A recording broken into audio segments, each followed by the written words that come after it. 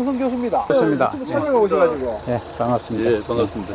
우리 이게 이제 컨설팅입니다. 이게 저탄소 단지가 되고. 제가 한번 보시기 바랍니다. 그래서 내년에 우리도 저산소 단지 조성하려고 하는데. 어디 십니까? 창원. 창원입니다. 창원도 하신다고 해요. 그럼 네. 너무 많은데 지금 세 군데가 지금 아, 신청되네. 신청하시려고 하는데 세 군데인데. 우리도 저산소 신청하려고 지금 생각 중인데. 요게 저희들 원래 이제 외래 품종 이연하고요. 그러면은 그 사업이 저희들 2억씩 그 사업. 그 회장님께서 오셔가지고 예 아마 창원에서 또 총무님도 오시고 차가 지나갈 수 있나요?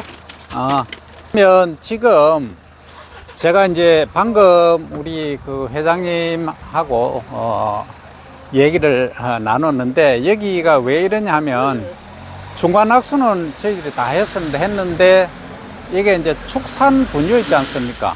축산 분뇨라기보다는 축산 퇴비 있지 않습니까? 퇴비를 좀 과하게 넣으신 것 같아요. 그래서 이제 이런 경우에는 어떻게 해야 되느냐 하면 중간낙수를 제대로 하고 그리고 축산 퇴비를 거름을 주실 때 그 너무 과도한 양을 주시면 안 됩니다. 안 되시고 그 시바르당 300평당 1톤 내로 제한을 하십시오. 다른 데도 마찬가지입니다. 그리고 그러면 헥타르당 그 10톤 정도 되지 않습니까? 그러면 이제 10톤 보통 이제 시골에 트럭이 보면 1톤 트럭이 있고 2톤 트럭이 있습니다. 그러면 그 트럭에 맞춰서 부피로 보면 가로 세로 이제 높이 한 1m가 비중이 1이기 때문에 그 정도 하면은 이제 물인 경우에는 1톤이지만 그 퇴비 같은 경우에는 비중이 좀 낮거든요.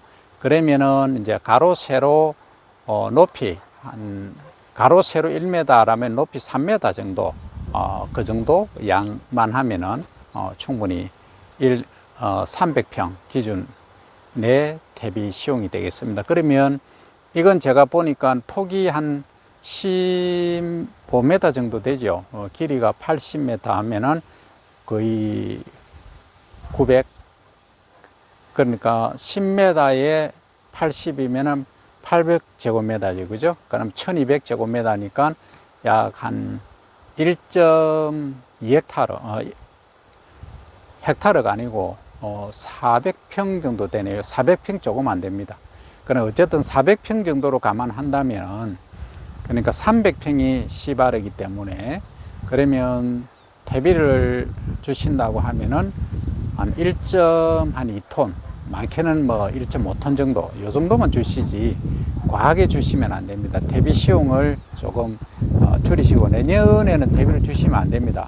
그러면 올해는 이왕 하셨으니까 지금 이대로 두시면 어떻게 되느냐 하면 이게 지금 여기 안에 들어가 보시면 지금 질어서 들어가기 어렵습니다만 이게 이제 수발화가 되어 버립니다. 누워서 발화를 한다는 얘기죠. 그러면은 이게 쌀 품질에 상당히 영향을 미칩니다. 그래서 이런 부분은 중간낙수를 하더라도 이제 이런 도복이 생길 수 있다 하는 부분입니다. 그리고 또 하나 원인은 이게 이제 6월 26일 날 공이 이제 중간낙수를 실시를 했다고 하더라도 여기 이제 높이를 보시면 뒤쪽의 언덕은 높지 않습니까? 그리고 이쪽은 높이가 낮거든요. 높이가 낮기 때문에 이거 한번 보십시오. 옆으로 그러니까 투수되는 수분이 배수가 되는 정도가 약하다는 거죠. 그러니까 앞쪽에는 어떻습니까? 논두렁 쪽에는 전혀 도복이 없지 않습니까? 그래서 안쪽에 이렇게 도복이 많이 된 것은 그런 사례라 말씀드릴 수가 있습니다. 그래서 저희가 이제 컨설팅 하는 그 자체는 핵심은 뭐냐 하면 농가에서 어떻게 하면 이런 손실을 줄일 수 있을까 하는 게 가장 중요합니다. 이렇게 되면 이제 쌀 품위 미질은 완전히 이제 심각한 문제를 안게 됩니다. 그래서 농가에서는 하나하나 체크를 하셔야 됩니다. 제가 유튜브 촬영하는 이유가 이걸 보시고 한 번에 그냥 교육을 하면 잊어버리시거든요. 교육은 한 번 해서는 효과가 없습니다. 그래서 이걸 두고두고 보시면서 옆에 농가 또는 다른 타 지역의 벼 재배는 어떻게 하고 있다 이런 것들을 비교해서 꼭 하시기 바랍니다. 그렇게 하시고 여기 보시면 다른 데는 거의 99.9% 뭐 다 정상입니다. 다 정상이죠. 예. 지극히 정상입니다. 단지 딱 한 군데 여기하고 요 뒤하고 여기만 사실 좀 문제가 됩니다. 그래서 이런 부분들만 잘 개선을 하신다면 앞으로는 이제 벼 재배에 있어서는 도복은 문제가 없다. 제가 이렇게 확신을 갖고 말씀을 드릴 수가 있습니다. 이제 빗방울이 또 떨어지는데 원래 제가 가장 염려했던 게 뭐냐 하면 가을 장마입니다. 지금 우리가 지금 기후가 상당히 지금 급변을 하고 있죠. 그래서 과거에 비해서 그러니까 산업혁명 때 1800년대 초에 비해서 지금 지구의 기온이 1.3도씨 정도 증가했다고 보고되어 있습니다. 그러면 1.5도씨, 1.6도씨, 2도씨 정도 증가하면은 인류의 그 멸망이 다가온다 이렇게 얘기를 합니다. 그 정도로 심각합니다. 그 0.56도가 뭐 그렇게 차이가 나느냐 항변하실 분이 계시는데 그렇게 되면은 상당히 심각합니다. 해수면 문제, 해수면이 상승하고 사막화가 많이 되고 하면은 식량난도 문제가 되죠. 그리고 우리가 살 자리도 줄어듭니다. 그래서 지금 기후변화에 대응해서 저희들이 중간 물대기를 잘 하고 있는데 여기 보시면 이제 쌀 품위에 관해서 지금 이제 비가 온다는 걸 제가 걱정을 한 이유가 가을 장마에서 시작을 했지 않습니까? 오늘도 지금 비가 조금씩 내립니다. 어제도 비가 왔었습니다. 지금 여기 잎에 보시면 예, 빗방울이 맺혀 있죠? 저렇게 맺혀 있습니다. 이렇게 되면 지금 그 쌀 미질에 나중에 쌀 품위에 상당히 악 영향을 미칩니다. 그래서 지금 알맹이는 거의 80%, 85% 이상 다 찼습니다. 그러니까 거의 황숙기죠.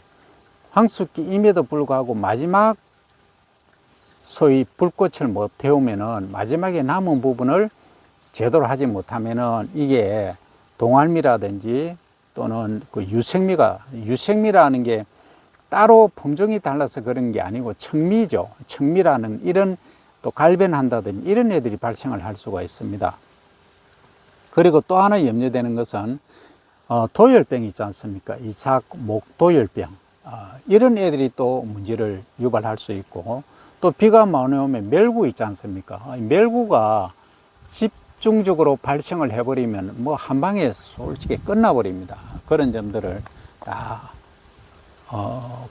간과를 해서는 절대 안 됩니다. 꼭 이 모든 부분을 생각을 하셔서 이 벼 재배는 종합과학입니다. 그래서 내년에는 절대 이런 일이 없고 자 이것처럼 여기 보여드리는 이것처럼 아주 깔끔하게 도복이 하나도 없이 뭐 다른 것도 다 이 들판은 마찬가지입니다. 딱 요 두 필지만 그렇거든요. 이렇게 하면 지금 메뚜기가 엄청 많이 뜁니다. 제가 오니까 야 보십시오. 야 그러면 이게 친환경을 잘 하고 계신다는 이 반증이거든요. 메뚜기가 막 뛰어다닙니다. 그러면 이제 전체적으로 친환경 해주시면 좋는데 일부만 하시니까 조금 아쉬움이 있긴 한데 자 여기 보시면 배가 이렇게 이삭이 있지 않습니까? 하나의 이삭이 있으면 여기에 나달 알맹이 하나하나가 있지 않습니까? 껍질에 그 왕캐라고 하지 않습니까? 둘러싸고 있는 게 이 껍질에 변색이 된다든지 또는 이 색깔이 요한 보십시오. 요건 다 거의 99% 깨끗합니다. 요게 하나 정도가 약간 변색이 되어 있죠. 알맹이가 안 찬 겁니다. 그죠? 예. 이건 나달 마름병이라고 하는 겁니다. 예. 요건 알맹이는 찼습니다. 근데 요거는 이제 미질, 품질에 있어서는 조금 악 영향을 미치겠죠. 요거는 제가 보니까 뭐 거의 99% 거의 완벽합니다. 수량은 조금 작을지라도 농사는 정말 잘 지었다. 이런 말씀을 드립니다. 오늘은 그 위천면 들판에 와서 이렇게 찍어 봅니다. 저기가 금원산입니다. 원숭이가 금색 원숭이가 살았다는 곳입니다. 그리고 여기 와서 저희 좋은 장소에서 여기 100.5헥타르입니다. 이게 이제 정말 노는 논인데 참 어떻게 보면은 신비로운 논입니다. 왜냐하면 이 들판에 한번 보십시오. 이게 들려 있습니다. 논은 낮은 위치에 있는 게 정상인데 이렇게 들려 있어요. 이 바깥쪽이 낮습니다. 이런 부분들을 보면은, 그리고 이제 여기가 전봇대가 정말 하나도 없는, 정말 어떻게 보면 저쪽 건너에는 전봇대가 엄청 많지 않습니까? 그런 거 보면은 앞으로 충분히 여기는 어떻게 보면 그 도시에서는 웰빙타운 이런 얘기를 많이 하는데, 여기서는 치유농장도 충분히 가능하다 하는 말씀까지 드려보고, 앞으로 수익성, 수익이 되는 신산업을 창출할 수 있는 방법으로 저희들이 함께 노력하도록 하겠습니다.